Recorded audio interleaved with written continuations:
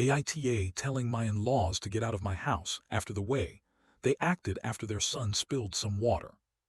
2 months ago, I hosted a housewarming party, my first big milestone after buying a modest but cozy home. Friends came, a few coworkers and my now ex-girlfriend's extended family. It was supposed to be a light-hearted, celebratory evening, drinks, snacks, laughter. But what actually happened still pisses me off when I think about it. The whole thing kicked off over a goddamn spill. Her nephew, maybe 5 or 6 years old, knocked over a bottle of flavored water, something orange if I remember right. It hit the table, splashed across a placemat and dripped onto the floor. I had already gone to grab a cloth when all hell broke loose. Her parents and her sister too started shouting. I mean, really shouting. The kind of raised voices that freeze a room. Accusing tones, venom behind the words at a child. Telling him he was stupid, careless, that he ruins everything. Her dad even barked at me like it was my fault for giving him the drink in the first place. I told them to calm down. I said, it's just water. That didn't go over well. Tension escalated, and within a few minutes my once friendly housewarming turned into an absolute disaster. People started making excuses to leave. I told my girlfriend that I didn't like how they spoke to the boy and that her father and sister were completely out of line. Her response, that's just how they are. You don't understand them. I did, all too well actually. And I decided I didn't want that kind of energy in my life, in my home. A week later we broke up. Honestly, the breakup didn't even hurt. It was more like relief. The more I thought about that evening, the more it gnawed at me. The way the boy flinched when his name was shouted. The way he just accepted the verbal abuse like it was normal. Anyway, fast forward to last Wednesday. I got a call from her out of the blue. I hesitated before answering. She sounded different.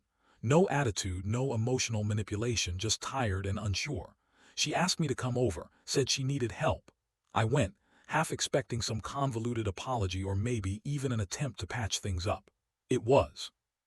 Her nephew was staying with her for a few days. His parents had gone on holiday. She said there was a mark on his arm, a bruise, and he wouldn't tell her what happened. She looked genuinely worried. She said she didn't know who else to call. And weirdly, I didn't feel annoyed. I felt protective. We played football in her back garden for a bit. Him and I, he's a sweet kid, curious, and way too quiet for his age. After a while, I sat down with him and asked gently, "Hey buddy, what happened to your arm?" He shrugged, said he didn't know. I asked again in different ways, trying to make it feel safe. He shut down a bit, then got teary. I knelt down, hugged him, probably crossed a line maybe, but instinct kicked in. I told him he wasn't in trouble, that I just wanted to understand.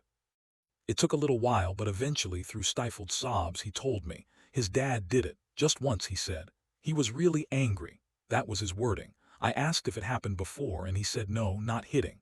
But then he started talking about how they talk to him, how they scare him, how they don't let him eat certain meals if he does something wrong, how his mom pretends not to hear when he cries. That's when it clicked. The water spill wasn't a one-off, it was a symptom. I told my ex what he said. She looked stunned, like she couldn't believe it, but deep down I don't think she was surprised. Not really. She asked me if I would call social services, said she couldn't do it herself. I asked why, and she said it would tear the family apart. I said, good, maybe that's what needs to happen. So I called. They were calm, professional, took down all the info, said they'd follow up once the parents were back from their trip. They didn't brush it off. They heard me. I hung up feeling like I had done something right, but also feeling sick. The poor little lad just wanted to play, just wanted to be loved, and he's stuck in a house where spilling a drink is enough to bring down hellfire. And all of them acted like I was the one out of line that day, for defending him, for standing up, for saying enough. Well, I stand by it. And if they ever show up at my house again, the only words they'll hear are, "Get out." No more pretending it's normal. No more brushing it under the rug. That boy deserves better, and someone has to be the adult who sees it.